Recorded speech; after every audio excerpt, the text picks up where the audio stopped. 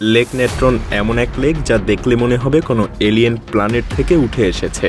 এর দক্ষিণ প্রান্তে অবস্থিত সক্রিয় আগ্নেয়গিরি ওলডোইনি লোঙ্গাই, যা এই লেকের ভয়ঙ্কর বৈশিষ্ট্যের মূল উৎস।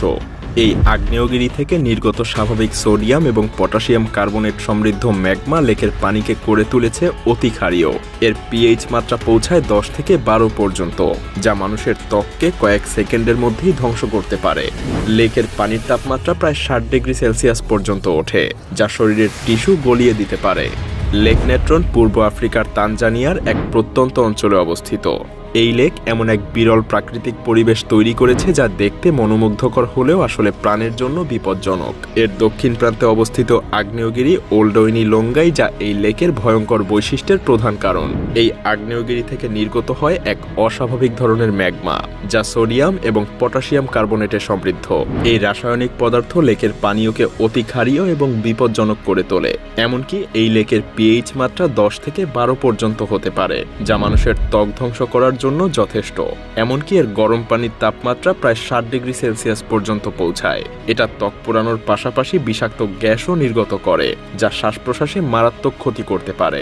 এমনকি এই লেকের পানি কোথাও প্রবাহিতও হয় না, এটা শুধুমাত্র বাষ্পীভূতই হয়। ফলে লবণের পরিমাণ আরও বাড়তে থাকে এবং লেক আরও বেশি ক্ষতিকর হয়ে ওঠে। প্রাণী বা মানুষ যে কেউই এর পানিতে পড়ে আর রক্ষা পায় না। কিন্তু এই লেকে একবার পড়ে গেলে আপনি কি করবেন, কিভাবে বেঁচে ফিরবেন?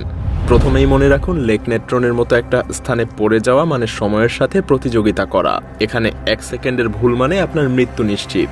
প্রথমেই নিজেকে পানির উপরে ভাসিয়ে রাখার চেষ্টা করতে হবে, কারণ লেক নেট্রনের পানি এতটাই লবণাক্ত যে এটা খুব সহজেই আপনাকে ভাসিয়ে রাখতে পারবে। তবে এটাকে সুবিধাজনক মনে করলেও ভুল করবেন। এই লবণাক্ত পানি গরম এবং ক্ষারীয় রাসায়নিকে পরিপূর্ণ। এটা ত্বকের কোষ পুড়িয়ে এবং শরীরের টিস্যু ধ্বংস করে দিতে পারে। আশেপাশে যদি কোনো ভাসমান বস্তু যেমন কাঠের টুকরো, ভাঙা যানবাহনের অংশ বা কোনো প্লাস্টিকের সামগ্রী পান, সেটা ধরার চেষ্টা করুন। এটাকে আপনার শরীরের সঙ্গে রাখুন এবং পানির স্পর্শ যতটা সম্ভব এড়িয়ে চলুন। তীরের দিকে ধীরে ধীরে এগিয়ে যান। তীরের দিকে সাঁতারের সময় পানির সাথে সরাসরি সংস্পর্শ যতটা সম্ভব এড়িয়ে চলুন। আপনার হাত পা ব্যবহার করার পরিবর্তে কোনো ভাসমান বস্তুকে প্যাডেল হিসেবে ব্যবহার করুন, কারণ সরাসরি ত্বকের সংস্পর্শে আসলে লেকের পানি আপনার ত্বককে পুড়িয়ে ফেলতে পারে। সুরক্ষা পোশাক ব্যবহার করুন। লেক নেট্রনে বেঁচে থাকার ক্ষেত্রে সুরক্ষা পোশাক অত্যন্ত কার্যকর। এটা আপনাকে কিছুটা সময়ের জন্য হলেও রক্ষা করতে পারবে, তবে এটা কোনো স্থায়ী সমাধান না। তাই আপনার কাছে যদি কোনো ড্রাই স্যুট বা কোনো ধরনের প্রতিরক্ষামূলক পোশাক থাকে, তাহলে সেটা দ্রুত পরে নিন।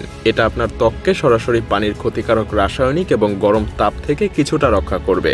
তবে এই পোশাক লেকের পানির গরম এবং ক্ষারীয় রাসায়নিকের সামনে খুব বেশিক্ষণ টিকতে পারবে না। সেই সাথে আপনার পোশাকের সুরক্ষার সীমাবদ্ধতাও বোঝার চেষ্টা করুন, কারণ লবণাক্ত পানি ধীরে ধীরে পোশাকের ফাইবারগুলো নষ্ট করতে শুরু করবে এবং এর মাধ্যমে আপনার ত্বক পুড়তে শুরু করবে। তাই যত দ্রুত সম্ভব তীরের দিকে পৌঁছানোর চেষ্টা করুন। সাঁতারের জন্য সঠিক কৌশল অনুসরণ করুন। মনে রাখবেন, লেক নেট্রনে সাঁতার কাটার প্রচলিত কৌশল ব্যবহার করলে আপনি আরও বেশি বিপদে পড়ে যাবেন। এখানে সাঁতারের নতুন কৌশল প্রয়োগ করতে হবে। তাই মাথা পানির উপরে রাখুন। লেকের পানি অত্যন্ত ক্ষতিকারক এবং গরম। পানির একটা ফোঁটাও যদি আপনার চোখ, নাক, কান বা মুখ দিয়ে ঢুকে যায়, তাহলে তার তাৎক্ষণিকভাবে বিষক্রিয়া ঘটাবে। এটা আপনার শ্বাসনালীকে ক্ষতিগ্রস্ত করে দিবে এবং আপনার স্থায়ী অন্ধত্বেরও কারণ হতে পারে। দলগত প্রচেষ্টার মাধ্যমে বাঁচার সম্ভাবনা বাড়ান। আপনি যদি দলগতভাবে থাকেন, তাহলে বেঁচে থাকার সম্ভাবনা অনেক বেড়ে যাবে। সেই সাথে আহতদেরকেও সহযোগিতা করুন। যেমন 2007 সালে একটা ফিল্ম ক্রুর হেলিকপ্টার লেকে ক্র্যাশ করে। তাদের মধ্যে একজন ক্যামেরাম্যান এবং একজন প্রযোজক গুরুতরভাবে আহত হন। দলটা একসঙ্গে কাজ করে, তাদের সাহায্য করে এবং যত দ্রুত সম্ভব তারা তীরের দিকে পৌঁছানোর চেষ্টা করে। আর শুধুমাত্র এ কারণেই তারা এই ভয়ঙ্কর লেক থেকে বেঁচে ফিরতে পারে। সেই সাথে স্থানীয়দের সাহায্য নিন। সবশেষে তীরে পৌঁছানোর পর স্থানীয় মাসাই গ্রামের দিকে সাহায্যের জন্য ছুটে যান। গ্রামের মানুষেরা অস্থায়ী স্ট্রেচার তৈরি করে আহতদেরকে সবসময় উদ্ধার করে এবং এটা তারা বহুদিন ধরেই করে আসছে। তবে লেক নেট্রনের জীববৈচিত্র্যের গুরুত্ব বোঝার চেষ্টা করবেন, কারণ লেক নেট্রন একটা প্রাণঘাতী পরিবেশ হলেও এটা নির্দিষ্ট কিছু প্রাণীর জন্য অত্যন্ত গুরুত্বপূর্ণ।